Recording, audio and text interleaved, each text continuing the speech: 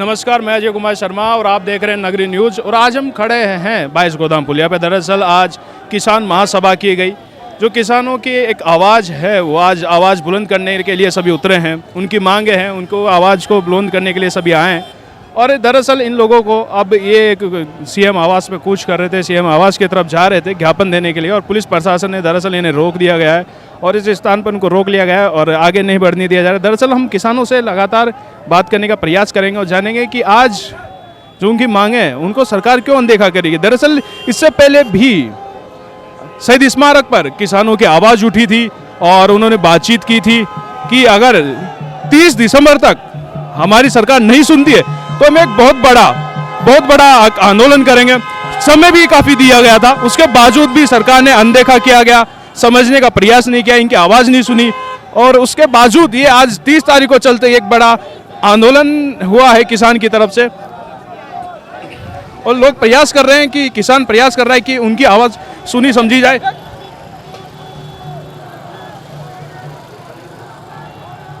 इसी के चलते ये सभी आज एकत्रित हुए हैं और लगातार नारेबाजी कर रहे हैं। आप इनके हाथों में देख भी पा रहे होंगे कि इनके हाथों में जो किसान खेती करते वक्त जिन औजारों का यूज करता है वो सभी आज उनके साथ यहाँ खड़े हैं, मौजूद हैं और अपनी मांग को बुलंद करने के लिए, अपनी आवाज़ को बुलंद करने के लिए लगातार संघर्ष कर रहे हैं, प्रयास कर रहे हैं।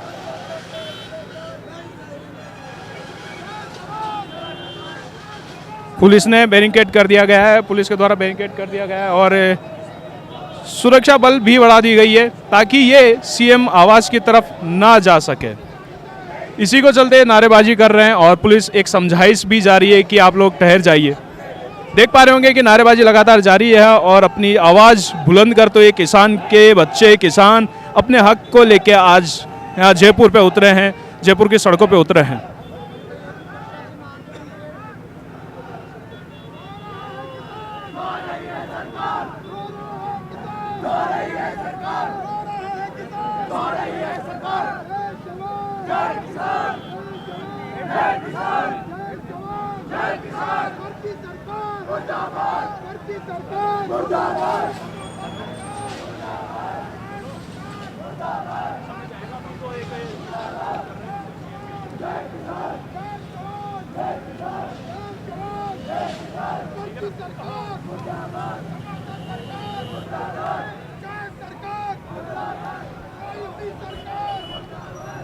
लगातार सरकार के लिए नारेबाजी करे जा रही है और लगातार इस किसान प्रयास कर रहे हैं कि अपनी आवाज़ बुलंद की जाए, तो उसके लिए ये सब आज एकत्रित हुए हैं। तो आइए हम आपसे बात करते हैं। बताइए।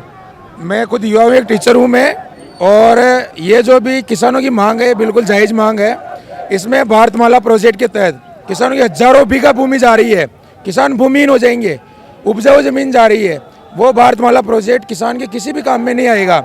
ज़मीन के बीचों बीच से निकल रहा है, न किसान उस पर चल सकता है, न उस पर अपना ट्रैक्टर चला सकता है, कुछ नहीं चला सकता। सबसे बड़ी बात है किसान की भूमि 2 भागों में बट रही है। मतलब जो है एक तरफ वो आधी भूमि रहेगी, एक तरफ आधी रहेगी। वो नहीं तो उसको जोत सकता है, न उपजाऊ कर सकता है उसको, ये किसी भी काम में नहीं आएगी। इसीलिए हमारी सरकार से, भजन लाल जी से रिक्वेस्ट है कि इस भारतमाला जो प्रोजेक्ट बजट 2025 के अंदर दिया कुमारी जी ने घोषणा की थी, इसको निरस्त किया जाए और जो सड़कें टूटी हुई है उनको बनाया जाए। और अभी जो वर्तमान में चतुर्थ श्रेणी कर्मचारी के तहत युवा 70,000 पदों की मांग कर रहे हैं बढ़ाने की, उन पर ध्यान दिया जाए ताकि युवाओं को रोजगार मिले, पदों को ज़्यादा से ज़्यादा संख्या में बढ़ाया जाए। और ये ऐतिहासिक भर्ती होगी अगर सरकार इस तरीके का काम करेगी। तो ये थे किसान जिनकी मांगे हैं, लगातार मांगे हैं। और ऐसी एक मांग आपने सुनी, ऐसी लगातार मांगे और भी जब अलग अलग किसानों से बातचीत करेंगे उनके बीच एक अलग अलग बातें सामने आएगी जो उनकी आज के समय में उनकी ज़रूरत है, उनको आवश्यकता है।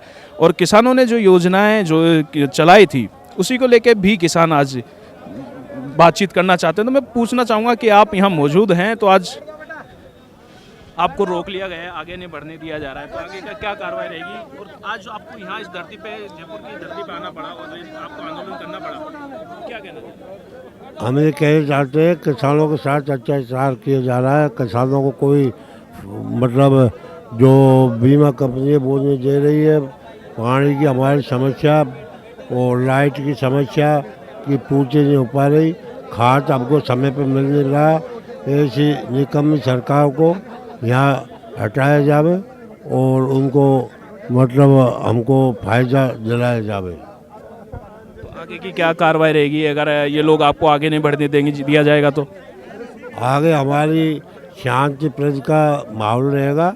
हम किसी के साथ में धक्का मुक्की या किसी प्रकार का लड़ाई झगड़े का उसमें करेंगे नहीं और हम शांतपूर्व हमारी बात को रखेंगे और मुख्यमंत्री आवास पर हम पहुंचने की कोशिश करेंगे। अब सरकार अगर किसानों की बात नहीं सुनना चाहती है, वो नहीं पहुंचने देती है, तो फिर हमारी बात को यहीं बैठ कर के उनको बताएंगे। हाँ जी, आज आप लोगों को रोक लिया गया है, आगे नहीं बढ़ने दिया जा रहा है, तो आगे का क्या आपका रवैया रहेगा? हम तो रुक नहीं सकते हैं। किसान को इन्होंने बहुत शोषित कर लिया, किसान को बहुत लूट लिया है। सरकार या तो किसान की सभी मांगों को माने। मैं पत्रकार महोदय आपको बताना चाहूँगा कि ये हल हमारे दादा परदादाओं ने छोड़ दिया, ये हल आज हमने उठाया है और उन्हीं दादा परदादाओं ने तलवार और भाले छोड़े थे। जिस दिन हमने वो उठा लिए ना, इस सरकार को समझ में आ जाएगा कि हम इस राजस्थान के योद्धा हैं, हम इस माटी के योद्धा हैं, हम ना झुकेंगे, हमारे शीश कटेंगे तब भी हम लड़ेंगे इस धरती के लिए, अपने किसान के लिए। जब किसान की बात की जाए, आप आज धरती पे उतरे, जयपुर की धरती पे आए हैं, तो आपकी क्या क्या मांग है मुख्यतः रहेगी? हमारी मेन मांग तो ये है कि एक व्यापारी किसान की सरसों का दाना अपनी दांत के नीचे रखकर तेल बता देता है।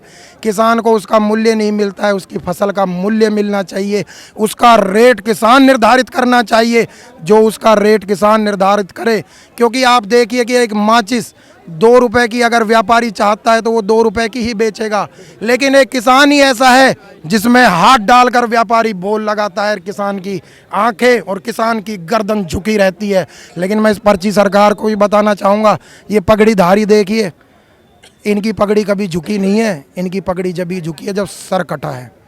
तो हमारा जब सर कटेगा ना, तो जब ही हम झुकेंगे तभी हम रुकेंगे, वरना क्या रवैया रहेगा? पुलिस प्रशासन ने आपको रोक लिया गया है, यहीं आपको बिठा दिया गया है, तो आगे की क्या प्रयास रहेगा, ये मैं आपसे जानना चाहूँ। रामपाल जाट जी जो आदेश देंगे उस आदेश की पालना करेंगे हम।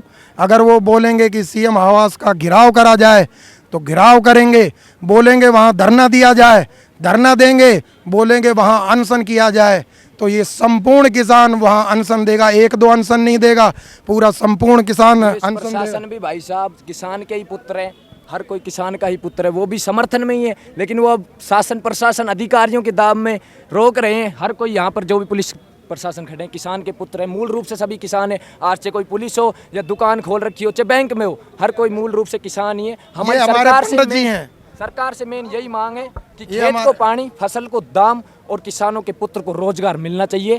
ये एक अन्नदाता है तो सरकार से हाथ जोड़कर निवेदन है कि अन्नदाता को परेशान मत कीजिए। तो ये थे वो बच्चे जो किसान के बच्चे रहे, और भी अंदर जो कि 60 साल की उम्र है वो भी आज यहाँ मौजूद हैं। और दरअसल हम बात करना चाहेंगे कि आज उनका अगर उनको यहाँ रोक लिया गया है तो उसी को चलते हुए आगे का क्या रवैया वो करने वाले हैं रामपाल जी, आगे का क्या उनका रहेगा रुख, क्योंकि उनको यहाँ बिठा दिया गया है और आगे नहीं जाने दिया जा रहा है। मीडिया को जाने दो, मीडिया वाले उधर आ जाओ, कैसे आओ, जब बैठे हैं तो कैसे उधर से आओ, साहब उधर से आओ, सामने जगह कौन जाना चाह रहे हैं?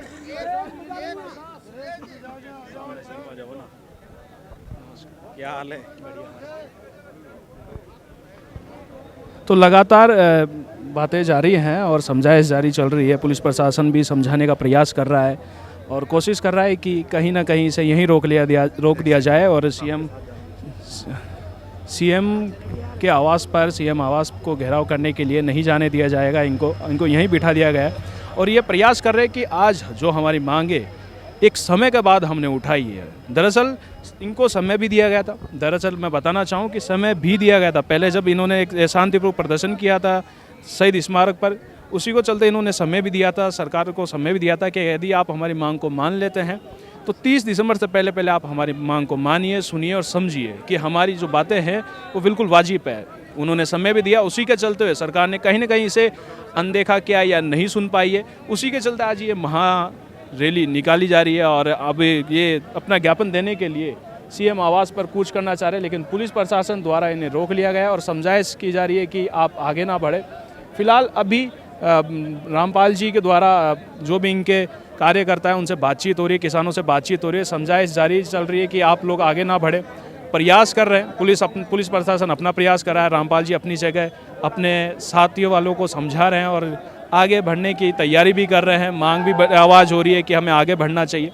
अब देखना ही होगा कि आने वाले समय में कुछ ही वक्त में कि ये जो जंग है यहीं से शांत होती है या फिर आगे बढ़ती है, अब ये तो समय ही निर्धारित कर पाएगा। दरअसल कुछ ही देर में अब बातचीत भी करेंगे उनसे और जानेंगे कि आगे क्या रुख उनका रहेगा, क्या वो बातचीत करेंगे और क्या आगे वो करने वाले हैं, आगे की क्या कार्रवाई उनकी रहेगी, इस पर भी हम बातचीत करेंगे।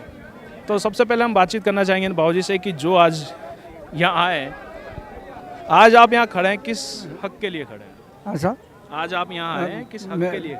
मुआवजा के लिए परेशानी आ रही है, खेतामान फसलों गल गई, सारी बात की परेशानी है, कुछ भी नहीं दे रही है सरकार, ये बात है। तो सरकार तो ये कह रही है कि हमने 5 साल का काम 2 साल में करके दिखाया है। कुछ भी नहीं दिखाया है, भूखा दो। आज जमीन कोंदे में गिरी नाई फैल चुके मतलब एक आंकल भी मगन मरबो तो मंजूर है भाई, जमीन कोंदे दरी मांग तो कुछ रखा साधन ही बोई है, 16 बीघा चाहिए, 16 बीघा जारी है।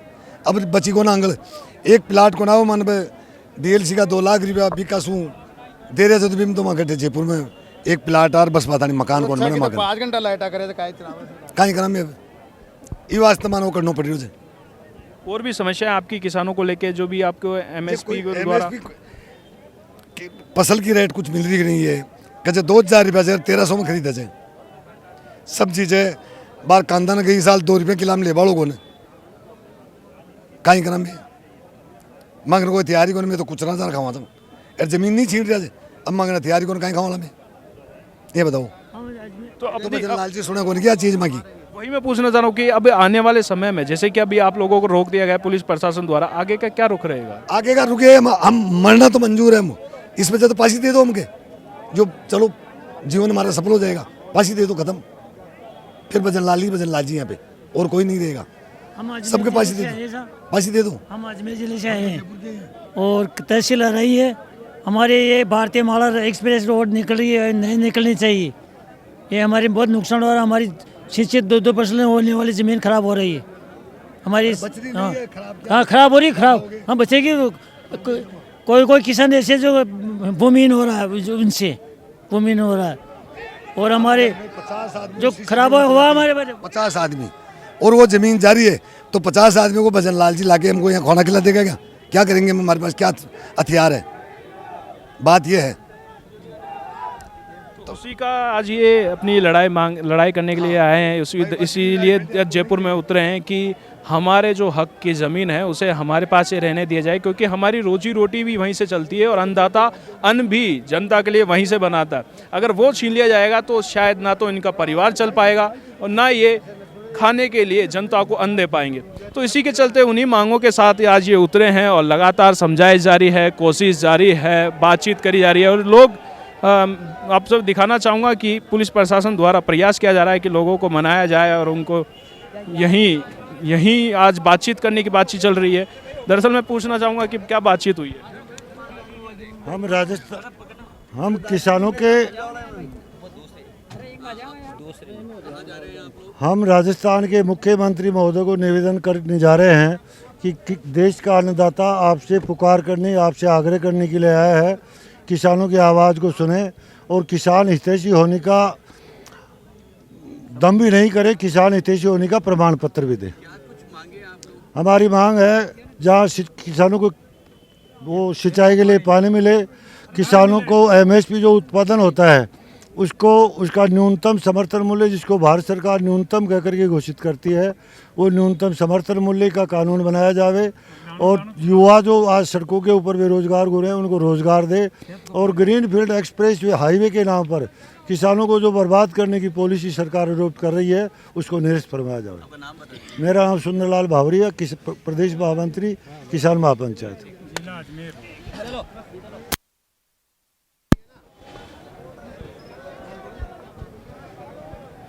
तो देखा आपने कि अब कुछ कैंडिडेट यहाँ से जा रहे हैं और जाएंगे, वहाँ पे बातचीत होगी और बातचीत के बावजूद ही अब पता चल पाएगा कि आखिर इन लोगों की जो मांगें थी उन मांगों पर अगर सरकार खरी उतरती है या फिर उनको क्या जवाब मिलता है। अब ये तो समय ही निर्धारित कर पाएगा, जब ये लोग लौटेंगे एक जवाब के साथ तभी पता चल पाएगा। लेकिन आपने देखा कि एक किसान की जो आवाज़ है आज जो जयपुर में गूंजी है, एक बहुत बड़ी आवाज़ है। अपनी मांगों को और अपनी हक की लड़ाई लड़ने के लिए आज इन सभी को उतरना पड़ा है। अब समय निर्धारित करेगा कि इन लोगों की मांगें मानी जाती है या फिर सरकार फिर से कुछ ना कुछ एक नकार देती है, इनके आवाज़ को दबा देती है। ये वक्त ही निर्धारित कर पाएगा, आने वाला समय ही बता पाएगा। ऐसे ही न्यूज़ के लिए बने रहिए नगरी न्यूज़ पर। नमस्कार।